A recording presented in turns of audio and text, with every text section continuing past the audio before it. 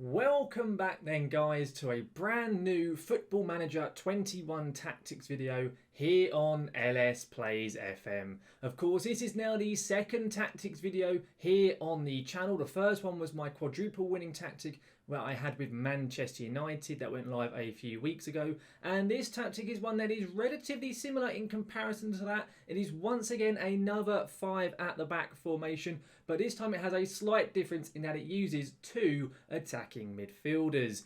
This tactic has proven to be, in my opinion, one of the best tactics I have used defensively. It is absolutely rock solid at the back and has done wonders for me in the various tests and the saves in which I use it. I have done some tests with Liverpool, Everton, and I also use it in my Norwich City Twitch stream save as well, and it has worked really well with all of those sides. Let's get into this video here today and I'll run through with you the tactic, quite how it works, and how we got on for all of those teams.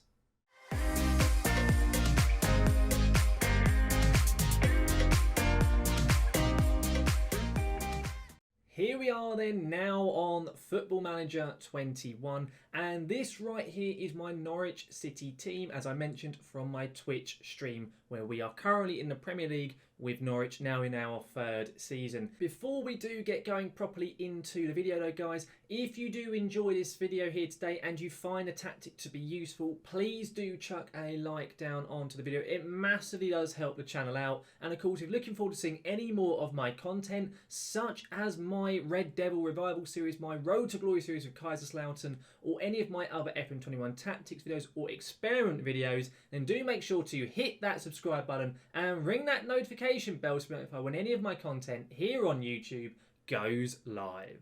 This on here is our tactic that we are using. It is a 5 at the back, as I've already mentioned. It then has 2 central midfielders, 2 attacking midfielders, and a lone striker. I'll run through exactly how the tactic itself works. I will then run through how we did with it using the Norwich side, and I'll also show you the beginnings and the ends of the Liverpool and Everton tests as well. So first of all, the tactic itself is a bit like a spaceship. We have kind of called it a spaceship in the Twitch streams, and I've also begun using it in my Kaiserslautern main Road to Glory save on YouTube. I'll link to that playlist if you guys are interested in taking a look at that. You'll also find the links to the Twitch streams and so on down in the description and in the pinned comment. As I mentioned, it is a bit like a spaceship. It is also a little bit more maybe of a dirtier image if you kind of look at it, but we won't mention that whatsoever. The tactic relies very heavily on having decent wing backs, a quick or at least a striker who is good in terms of their off the ball movement, and of course decent at finishing, and then it also relies on your 2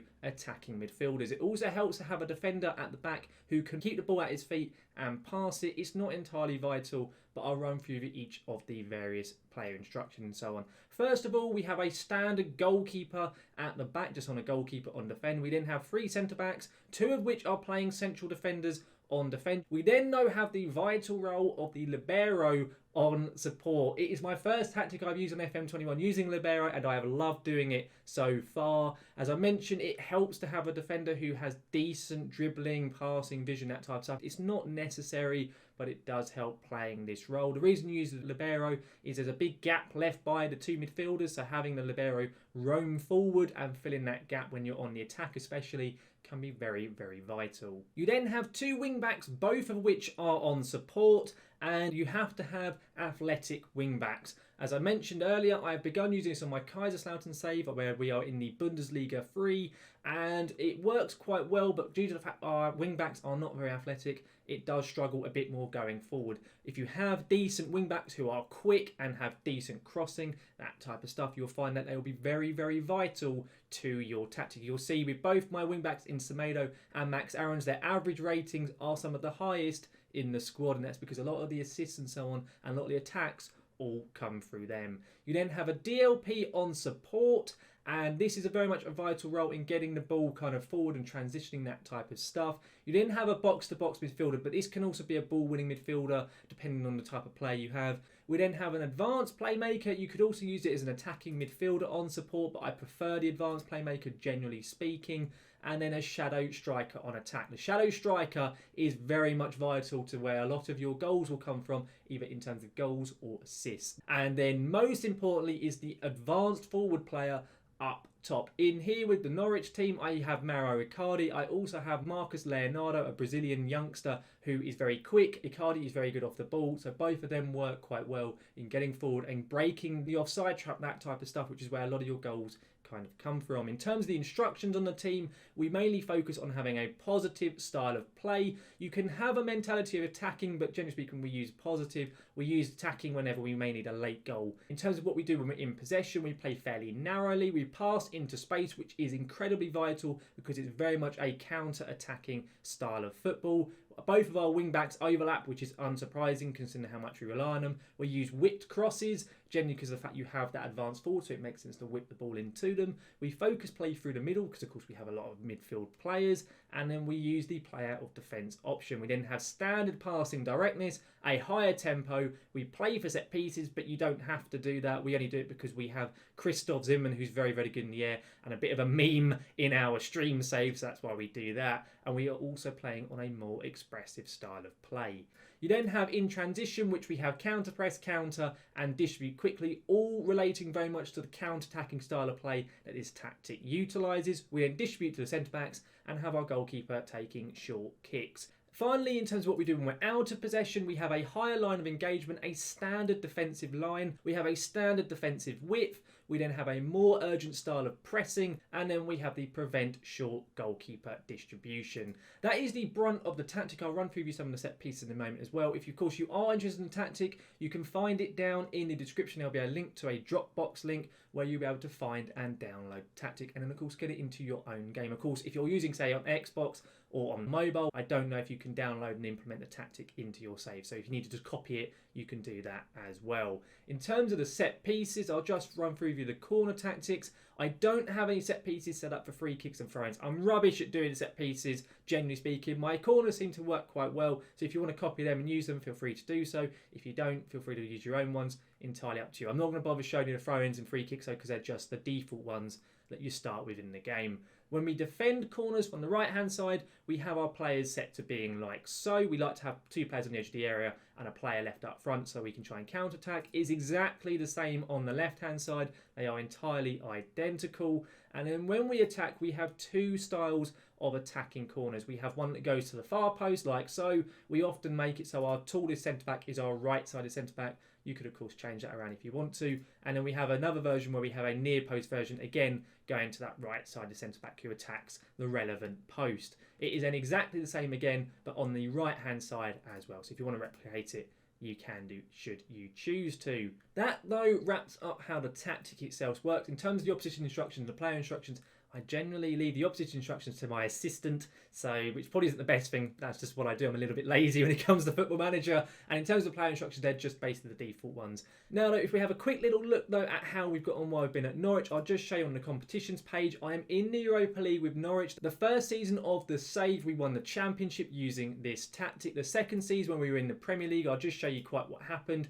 We managed to finish in 5th place with 77 points in our debut campaign. And I mentioned about how good it is defensively. As a newly promoted side, we only conceded 38 goals, of which 12 of those came against Liverpool and Manchester United. So if you take those out, you're looking at 26 goals. So yeah, you can see kind of how good it is defensively. And we still managed to score 65 goals. Offensively, it doesn't score as many, but defensively, it is fantastic. The current season, we've played 19 games. We're sitting up in 7th place. We've had a little bit more of a shaky start because we've lost some of our best players, that type of stuff. But we're also playing Europa League, so we've got a lot more fixture congestion. So that's kind of why that has happened at the moment. But even so, as a newly promoted side, only our second season in the Prem, to still be fighting in and around the top 7, even still kind of within range of the top 4, it's going very, very well. It really is. Now that that's kind of what has happened with Norwich, I will now take you to the Liverpool and Everton Test saves so you can see quite what happens with those teams as well. Here we are then with one of the 2 test saves that I have done. Of course, as I mentioned, I've done one with Liverpool and one with Everton. They are 2 separate save files, so I'll show you the Liverpool one first and then the Everton one as well. I'll run through the end of the Liverpool one as well, exactly kind of the analyst stats and all that type of stuff in terms of how Liverpool performed in comparison to the rest of the league. You can see we've got the tactic being implemented here with the Liverpool side. In terms of how I set it up to roughly work, it had Salah as the forwards, Mane and Firmino in behind. You know, had Henderson and Wijnaldum in midfield, Robertson, Alexander-Arnold, Matip, Van Dijk and Fabinho at the back, and Alisson in net. Of course, Liverpool are always going to be predicted to be up and around the top of the table, but it'll be interesting to see with this tactic quite how it worked. So let's kind of fast forward then our holiday all the way through this save up until the 31st of May at the end of this season and see quite what Liverpool managed to do. So let's get to it right now. Here we are then at the end of the first season in the game, a fully simulated season here with Liverpool using that 5-2-2-1 tactic. And on the competition screen here, we can see that Liverpool have managed to not only win themselves the Premier League, but they've even managed to win themselves the FA Cup and the EFL Cup. So they managed to win themselves a domestic treble. I mean, you can kind of consider it a domestic quadruple if you include the Community Shield, but no one other than Football Manager itself counts that as a quadruple. But regardless, it would appear that Liverpool, using the 5-2-2-1 Spaceship tactic, have managed to retain themselves the Premier League. Let's have a little look at the actual stats. It would appear that in terms of the Champions League, they unfortunately got knocked out in the quarterfinals to Manchester United, so they didn't quite manage to win themselves a proper quadruple. But in the Prem, though, if we go to the actual stage and look at it in full detail, we can see that Liverpool played 38, they won 27 games, they drew 9, and they lost 2 games. But they managed to score themselves 76 goals. It wasn't quite the highest in the league, but more importantly, as I mentioned earlier, how good the tactic is defensively. They only conceded 15 goals, which is by far the best in the Premier League, by a whole 13 goals as well. So you can see straight away just how good the tactic is defensively, especially. In terms of how they actually got on in terms of points, they managed to secure themselves 90 points as well. It wasn't quite the 100 of Manchester City, but it is still very, very good. And of course, winning the FA Cup and Carabao Cup as well, you got to say a domestic treble is pretty good. It's worth noting, I have actually had a look at its side. In terms of where the goals came from, it mainly came from Mane, and then 18 of those goals came from Mo Salah. With Mo Salah, he actually got injured for half of the season in the game. If I show you, I think he missed like 3 or 4 months. He tore his calf muscle and missed 3 months of football, and he also got shin splints for 5 weeks. So he missed about 4 to 5 months worth of football, and yet Liverpool still walked to the league and won themselves a treble. So you've got to say that is pretty good. If you had a fully fit Mo Salah throughout the rest of the season as that lone striker, they probably would have won it by even more. But regardless, they did themselves very, very well. If we look though over at the analyst type of stuff, if we go into here first of all, you can see in terms of how this tactic did and how the team got on, they were up there with a fantastic goals per game. Their XG per game was really good too.